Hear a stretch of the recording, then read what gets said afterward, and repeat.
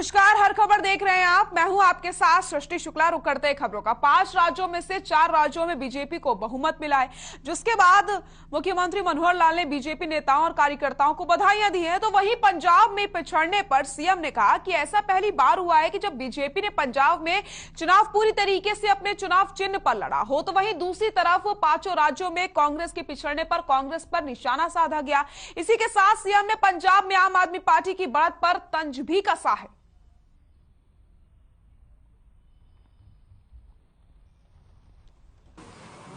चुनाव परिणाम आया है।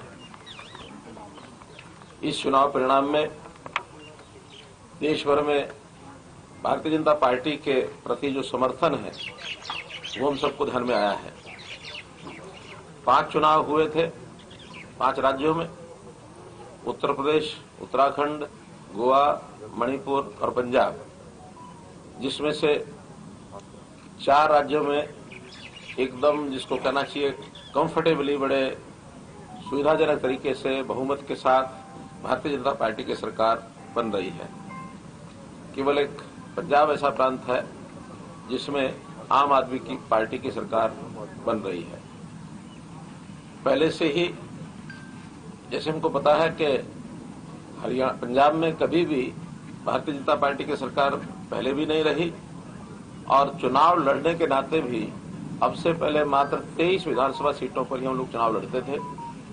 इस बार पहली बार कितने 75 सीटों पर भारतीय जनता पार्टी अपने चुनाव चिन्ह पर कमल के निशान पर चुनाव लड़ी है। क्योंकि पहली बार जब भी कोई इस प्रकार का बड़ा चुनाव कोई एक स्टेट में कोई पार्टी लड़ती है तो ऐसा कभी भी हम सोचते नहीं कि पहली बार में ही हमारी जो सरकार बनेगी। हरियाणा में भी हमने देखा कि जब हमने अकेले चुनाव लड़ना शुरू किया था सन 2000 में, 2000 में भी अकेले, 91 तो पीछे हो गया। यानी लगातार तो फिर 2000 के बाद, क्योंकि 1996 में हमारी मिलीजुली सरकार आई थी, 2000 के बाद लगातार हमने फिर अकेले चुनाव लड़ना शुरू किया, जिसका परिणाम 2014 में मिला हमको। तो स्वाभाविक है पंजाब में अभी और हमें संघर्ष करना पड़ेगा और हम आगे बढ़ेंगे। हरियाणा में हम सफलतापूर्वक अपनी सरकार जो चला रहे हैं, आगे आगे इसका असर पंजाब में भी हमको देखने में जरूर मिल जाएगा। लेकिन तब तक पंजाब के हमारे कार्यकर्ता भी और जो सपोर्ट हमसे हो पाएगी हम भी करेंगे, ताकि पंजाब में हम अपनी गति आगे बढ़ा पाए। लेकिन 4 प्रदेशों में भारतीय जनता पार्टी की सरकारें बनी हैं, पुनः बनी हैं। इसलिए मैं सब देश भर के भारतीय जनता पार्टी के कार्यकर्ताओं को बधाई देता हूं और चारों प्रदेशों की जनता को भी बहुत बहुत एक प्रकार से उनका आभार प्रकट करता हूं और उनको श्रेय जाता है इस बात का कि उन्होंने भारतीय जनता पार्टी की नीतियों पर, विशेष तौर पर हमारे केंद्रीय नेतृत्व, देश के प्रधानमंत्री आदरणीय श्री नरेंद्र मोदी जी, हमारे गृह मंत्री श्री अमित शाह जी, हमारे राष्ट्रीय अध्यक्ष श्री जगत प्रकाश नड्डा जी और पूरी टीम, जिन्होंने बहुत मेहनत करके और प्रचार अभियान को सभी प्रदेशों में चलाया है, उनको भी एक प्रकार से सम्मान करते हुए और मैं इस बात का जरूर जनता को धन्यवाद करता हूं कि हमारी नीतियों पर, विचारधारा पर उन्होंने और विश्वास किया है और हमको एक बहुमत दिलाया है। पहली बात तो यह है कि अगर हम देश के अंदर पार्टियों के साथ मुकाबला करें तो भारतीय जनता पार्टी और कांग्रेस आज भी 2 ही राष्ट्रीय दल ऐसे जो अधिकांश प्रांतों में और अपनी उपस्थिति चाहे राज्य के माध्यम से चाहे विपक्षी पार्टियों के माध्यम से निभा रहे हैं। लेकिन कांग्रेस का जो विचार है वो मैं समझता हूं धीरे धीरे देश की जनता उसको छोड़ती जा रही है, क्योंकि कांग्रेस की जो काम करने की पद्धति रही है वो लोग नेताओं के ताकत को जोड़ करके, ये इसकी ताकत है, इसकी ताकत है, कॉम्बिनेशन ऑफ लीडर्स, ऐसी वो अपनी ताकत बना करके शासन में चलते रहे हैं। लेकिन भारतीय जनता पार्टी सीधे सीधे अपनी विचारधारा के माध्यम से, अपनी उपलब्धियों के माध्यम से जनता के हित में काम करती है। विशेष तौर पर वो जनता जिसको मैं समझता हूं सरकारी सहायता की आवश्यकता होती है। सरकार, भारतीय जनता पार्टी ऐसा मानती है कि लोकहित की सरकार होना अति आवश्यक है। लोकहित में भी जो समाज का वो वर्ग जो वंचित है, जो पीड़ित है, जो गरीब है, खास करके अनुसूचित जाति, खास करके पिछड़ा वर्ग, खास करके वर्गों में अगर आगे विचार करें तो फिर युवा को रोजगार चाहिए, शिक्षा समाज को चाहिए। तो ऐसे सारे विषय, महिलाओं की भी बहुत सी तरह की कठिनाइयां तकलीफें होती है, उनको दूर करने के लिए अब महिलाओं के लिए बहुत सी स्कीमें भारतीय जनता पार्टी ने शुरू की।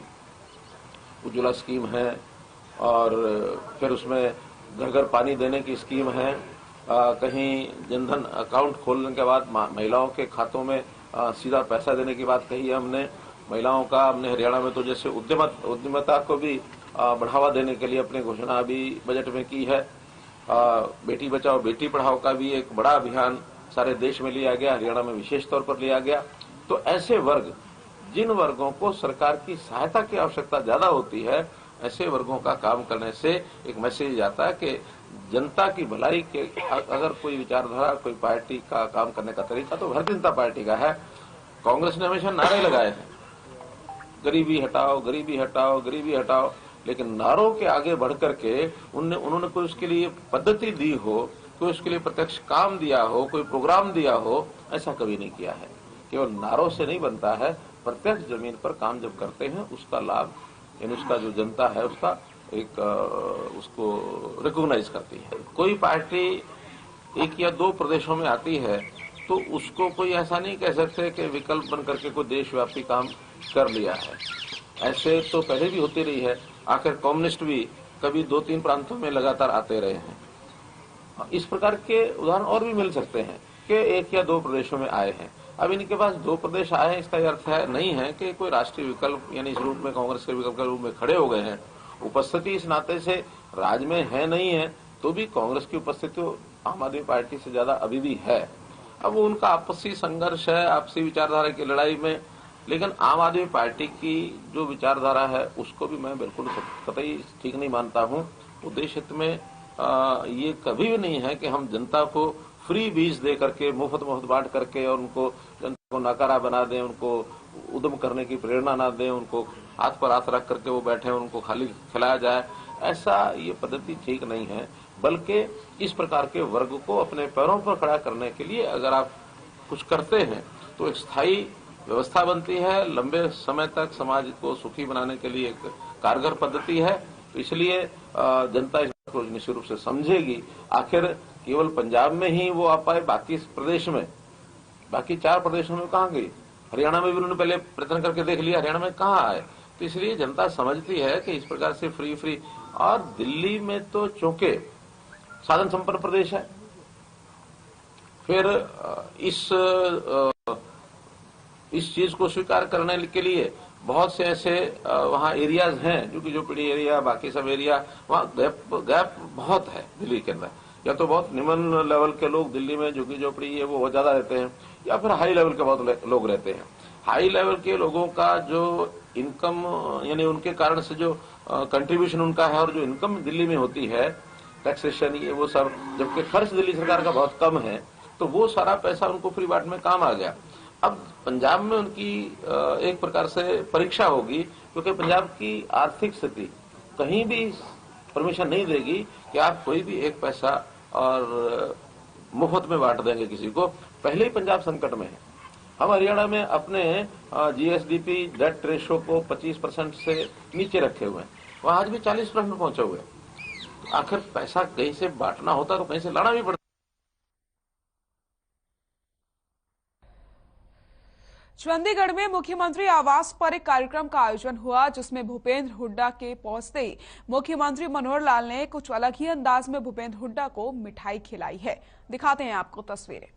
तो सीएम आवास पर कार्यक्रम का आयोजन किया गया, इसमें आप इन तस्वीरों को देखिए। मुख्यमंत्री मनोहर लाल ने भूपेंद्र हुड्डा को मिठाई खिलाई है।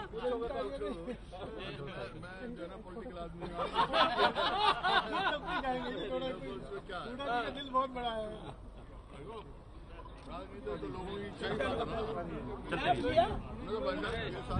दिल बहुत बड़ा है। तो चंडीगढ़ में मुख्यमंत्री आवास पर एक कार्यक्रम का आयोजन किया गया, जिसमें भूपेंद्र हुड्डा के पहुंचते ही मुख्यमंत्री मनोहर लाल ने भूपेंद्र हुड्डा से बातचीत करते हुए उन्हें मिठाई खिलाई है। तो जिस तरीके से बीजेपी को 5 में से 4 राज्यों में जीत हासिल हुई है, खुशी का इजहार करते हुए यहाँ पर भूपेंद्र हुड्डा को मिठाई खिलाई गई है मुख्यमंत्री मनोहर लाल की तरफ से। दिल बहुत बड़ा है।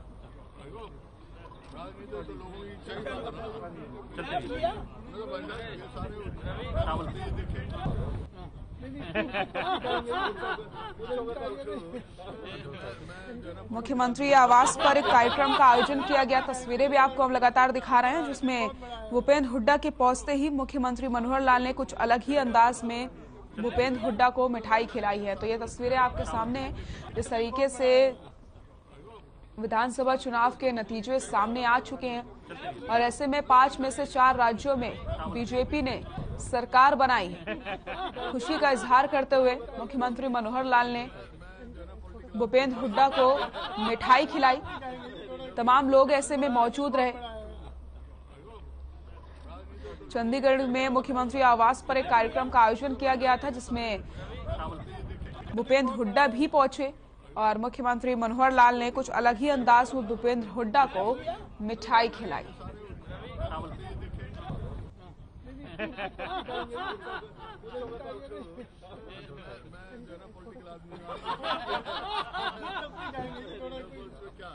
दिल बहुत बड़ा है।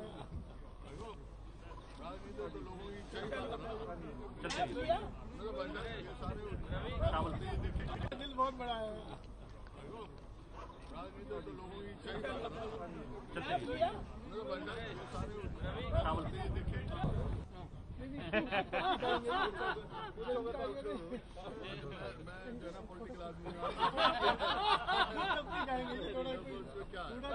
दिल बहुत बड़ा है।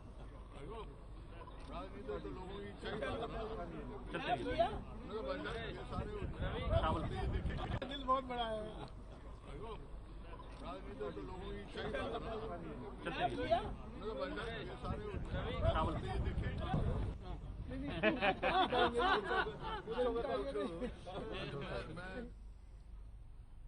मुख्यमंत्री मनोहर लाल ने घोषणा करी है कि गुरु तेग बहादुर जी के 400वें प्रकाश पर्व के उपलक्ष्य में 3 अप्रैल 2022 को पानीपत में एक राज्य स्तरीय समारोह आयोजित किया जाएगा। इस एक दिवसीय कार्यक्रम में पानीपत में दरबार साहिब की प्रतिकृति में स्थापित की जाएगी। इसमें हरियाणा और पंजाब के सिख श्रद्धालुओं की बड़ी संख्या में भाग लेने की उम्मीद है। समारोह का उद्देश्य गुरु तेग बहादुर जी के सामाजिक सद्भाव और भाईचारे के संदेश को प्रचारित करना होगा।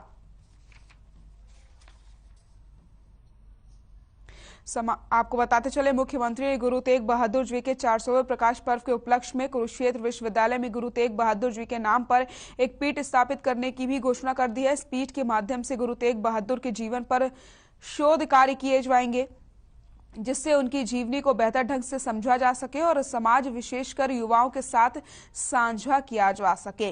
तो मुख्यमंत्री मनोहर लाल ने घोषणा करी है सिख श्रद्धालुओं को सीएम की सौगात। मुख्यमंत्री मनोहर लाल ने ऐलान कर दिया है गुरु तेग बहादुर के जन्मदिन पर एक बड़ी सौगात, एक समारोह का आयोजन किया जाएगा। तो वहीं कुरुक्षेत्र विश्वविद्यालय में पीठ स्थापित की जाएगी।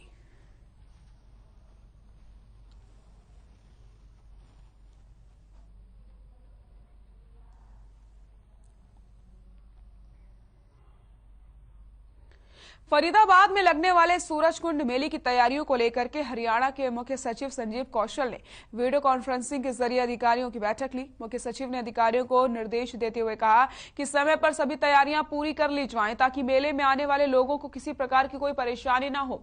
उन्होंने कहा कि प्रतिभागियों और आगंतुकों के साथ बेहतर इंटरफेस के लिए सूरजकुंड मेले का जो आयोजन किया जा रहा है, उसमें किस तरीके से अधिकारियों को निर्देश दिए गए हैं, इस पर इस बैठक में बातचीत करी गई। तो आपको बता दें, सूरजकुंड मेला मैदान में सार्वजनिक सुविधाओं को मजबूत किया जाए। मेले के दौरान कानून व्यवस्था को बनाए रखने के लिए पुलिस बल भी तैनात किया जाए। इसके अलावा 35वां सूरजकुंड इंटरनेशनल क्राफ्ट्स मेला 2022 में उज्बेकिस्तान फॉरेन पार्टनर और जम्मू और कश्मीर थीम राज्य के रूप में भाग लेगा। मेले में भागीदारी करने के लिए अभी तक 30 देशों ने सहमति दे दी है। गोहला चीका में प्रधानमंत्री ग्रामीण आवास योजना के तहत राशि न मिलने से गांव दावा के दर्जन से भी ज्यादा लोगों ने सरकार के खिलाफ रोष व्यक्त किया। ग्रामीणों का कहना है कि प्रधानमंत्री ग्रामीण आवास योजना का लाभ लेने के लिए गांव दावा के पात्र लोग पिछले 3 सालों से बीडीपीओ कार्यालय के चक्कर लगा रहे हैं, लेकिन बावजूद इसके कोई भी अधिकारी सुध लेने को तैयार नहीं है।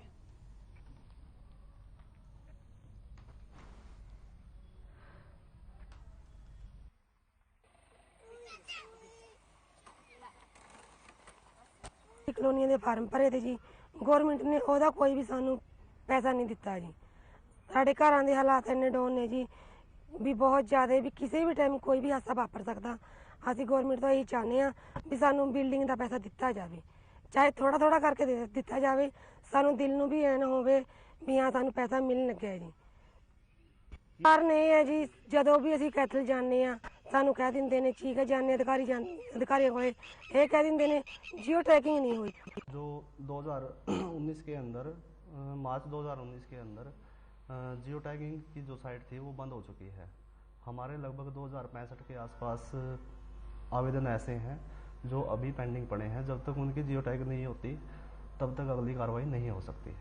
ये जिस टाइम आवेदन किए थे CSC के माध्यम से किए गए थे या सरपंच के माध्यम से या ग्राम सेवक के माध्यम से, तो उन्हीं के माध्यम से जियो टैगिंग होनी थी। 3 ਸਾਲਾਂ ਤੋਂ ਕਲੋਨੀਆਂ ਆਈਆਂ ਹੋਈਆਂ ਨੇ ਜੀ। ਇਹਨਾਂ ਦੇ ਅਸੀਂ ਕਈ ਵਾਰ CM ਵਿੰਡੋ ਵੀ ਲਗਾ ਚੁੱਕੇ ਹਾਂ ਜੀ, DC ਸਾਹਿਬ ਨੂੰ ਵੀ ਐਪਲੀਕੇਸ਼ਨ ਦੇ ਚੁੱਕੇ ਹਾਂ ਜੀ। ਅਜੇ ਤੱਕ ਇਹਨਾਂ ਦੀ ਜਿਓ ਟੈਗਿੰਗ ਨਹੀਂ ਹੋਈ ਜੀ। ਸਾਡੇ ਹਾਲਾਤ ਇੰਨੇ ਬੁਰੇ ਹਾਲ ਨੇ ਜੀ ਵੀ ਮੀਂਹ ਕਣੀ 'ਚ ਸਾਨੂੰ ਬਹੁਤ ਔਖੀ ਜ਼ਿੰਦਗੀ ਬਤੀਤ ਕਰਨੀ ਪੈਂਦੀ ਹੈ ਜੀ। ਮਕਾਨ ਗਿਰਨ ਨੂੰ ਨੇ, ਚਾਦਰਾਂ ਉੱਤੇ ਪਈਆਂ ਹੋਈਆਂ ਨੇ ਜੀ। ਦੋਨੋਂ ਜੀ ਅਸੀਂ ਹੈਂਡੀਕੈਪਟ ਹਾਂ ਜੀ। ਸਾਡਾ ਕੋਈ ਮਤਲਬ ਸੁਣਵਾਈ ਨਹੀਂ ਹੋ ਰਹੀ ਜੀ। ਜਦੋਂ ਵੀ ਅਸੀਂ ਕੋਈ ਐਪਲੀਕੇਸ਼ਨ ਦਿੰਦੇ ਹਾਂ ਜਾਂ ਕੋਈ ਸ਼ਿਕਾਇਤ ਕਰਦੇ ਹਾਂ ਜੀ, ਉਹ ਥੋੜੀ ਕਹਿੰਦੇ ਨੇ ਵੀ ਥੋੜੇ ਦਿਨਾਂ 'ਚ ਬਣ ਜਾਊਗਾ ਕੰਮ ਜੀ। ਫਿਲਹਾਲ ਅਜੇ ਤੱਕ ਕੋਈ ਐਸੀ ਉਹ ਹੋਈ ਨਹੀਂ ਜੀ। ਸਾਡੇ ਘਰ ਦਾ ਬਿਲਕੁਲ ਦੇਖ ਸਕਦੇ ਹੋ ਜੀ, ਬੜਾ ਬੁਰਾ ਹਾਲ ਹੈ। कैथल में स्टेट क्राइम ब्रांच का शानदार कारनामा सामने आया। मामला शहर थाना क्षेत्र का है, जहां ऑपरेशन मुस्कान के तहत स्टेट क्राइम ब्रांच और बाल संरक्षण विभाग की टीम ने संयुक्त कार्रवाई करते हुए पेहवा चौक की मधु स्वीट्स पर दबिश दी और बाल मजदूरी कर रहे 4 मासूम बच्चों को मुक्त करवा करके बाल संरक्षण विभाग को सौंप दिया है। वहीं विभाग की टीम के पहुंचने पर दुकान में हड़कंप मच जाता है। आपको बताते चले, बाल संरक्षण विभाग को सूचना मिली थी कि पेहेवा चौक पर बाल मजदूरी करवाई जा रही है। वहीं मामले में संज्ञान लेते हुए क्राइम ब्रांच और बाल संरक्षण विभाग की टीम ने कार्रवाई करके 4 मासूमों को आजाद करवाया। फिलहाल पुलिस मामले की जांच पड़ताल में जुटी हुई है।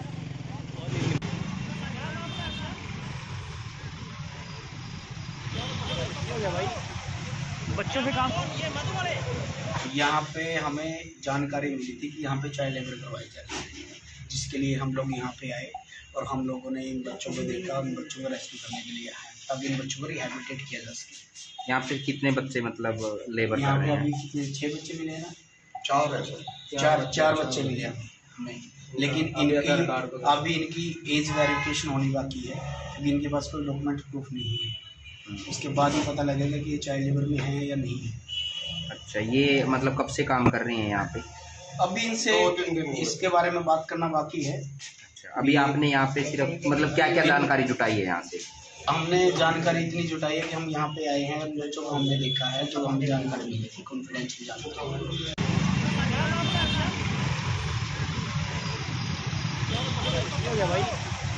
बच्चों से काम कैथल से खबर आपको बता रहे हैं, जहां पर स्टेट क्राइम ब्रांच का शानदार कारनामा सामने आया है। मामला शहर थाना क्षेत्र का है, जहां ऑपरेशन मुस्कान के तहत स्टेट क्राइम ब्रांच और बाल संरक्षण विभाग की टीम ने संयुक्त कार्रवाई करते हुए 4 बच्चों को छुड़ाया है।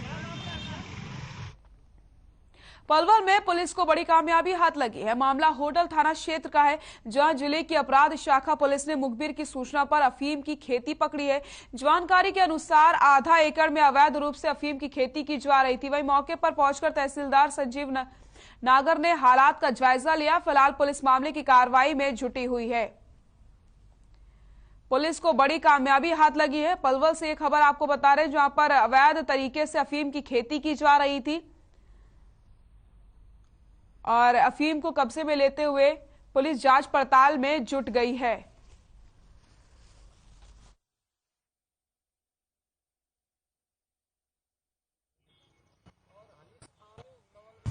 ये अफीम की खेती है। राजबीरपुर राज है, गांव मित्रौल का। इसने ये खेती कर रखी है अवैध तरीका से। इसके खिलाफ कार्रवाई की जा रही है। इसमें अपने ड्यूटी ऑफिसर तहसीलदार साहब को बुलाया गया और टीम को बुलाया गया। तो मतलब इसको उखाड़ा जाएगा, काटा जाएगा? इसको उखाड़ कर इसके कब्जा में लिया जाएगा और इसके खिलाफ कार्रवाई कर रखी थी। तो लगभग कितनी खेती कर रखी है? ये करीब 1 एकड़ के करीब है और कुछ इसमें से काट ली गई और जो बच्ची कुछ है ये यहाँ पर मौजूद है। पलवल में सीएम फ्लाइंग की टीम ने NH-19 पर एवियन कॉलेज के समीप लगभग 10,000 लीटर नकली डीजल पकड़ा है। साथ ही साथ तेल डालने वाली मशीन को भी जब्त कर लिया। जानकारी के मुताबिक 45 रुपए लीटर में तेल बेचा जाता था। इतना नहीं, अवैध तेल का यह गोरख धंधा काफी दिनों से चल रहा था। इस दौरान मुड़कटी थाना पुलिस और CID की टीम के साथ फूड सप्लाई विभाग के अधिकारी भी मौके पर मौजूद रहे। तेल डालने की मशीन को जब्त कर लिया गया है और 10,000 लीटर नकली तेल यहां पर बरामद किया गया है। तो पलवल में एक बड़ी कार्रवाई की गई है जहां पर 10,000 लीटर नकली डीजल बरामद किया गया है।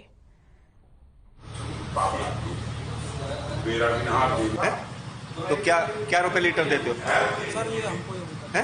नहीं, गाड़ियों से पैसे नहीं लेते आप? नहीं, हम पैसे नहीं देते, हमको सिर्फ डालना ही पड़ता है। डालना पड़ता है। तो गाड़ियों को कैसे बुलाते हो आप यहाँ डालने के लिए? ऐसा है सर, हमारे पास ट्रांसपोर्ट जो कंपनी है, ट्रांसपोर्ट, हाँ, उनका मैसेज आता है, ग्रुप बना हुआ है, तो उसमें गाड़ी नंबर, क्वांटिटी, मोबाइल नंबर, उसमें सब लिखा होता है। उसी से हम क्वांटिटी देख के सब डाल देते हैं, बस इतना। अब मतलब ट्रांसपोर्ट का मैसेज आता है बस। फरीदाबाद के माध्यम से सूचना प्राप्त हुई थी कि यहाँ पे अवैध रूप से तेल बेचा जा रहा है जिनके पास कोई पेट्रोल पंप का लाइसेंस नहीं। तो अभी सभी विभागों ने fire brigade, DIC, DTP, CM flying, स्थानीय पुलिस को साथ लेकर छापा मारा गया। तो यहाँ पर मैनेजर के पास कोई भी ऐसा लाइसेंस नहीं है डीजल पेट्रोल बेचने के लिए। अवैध रूप से बेचा जा रहा था, जिसके विरुद्ध में अभी कानूनी कार्रवाई की जा रही है। इसमें टीम आई हुई है fire brigade, DFO, food and supply की। ये हमें कंप्लेंट देंगे और अपनी कार्रवाई करके जैसे भी देंगे उसकी कार्रवाई करेंगे। तो क्या शिकायत दी गई थी आपको? अभी शिकायत लिख रहे हैं, अभी दी नहीं। इतला करी होगी, सूचना दी होगी? ये सूचना मिली है भाई नकली तेल लाकर गाड़ियों में भरा जा रहा है डीजल के रूप में। तो अवैध तरीके चल रहा है? अवैध तरीके से चल रहा था। क्या देखने को मिला यहाँ? अब गाड़ियाँ 8-9 तेल लेने के लिए खड़ी हुई थी और काफ़ी समय से बता रहे चल रहा है यहाँ, करीब 2-4 महीने से। उसमें जो भी है शिकायत मिलने पर हम कार्रवाई करेंगे।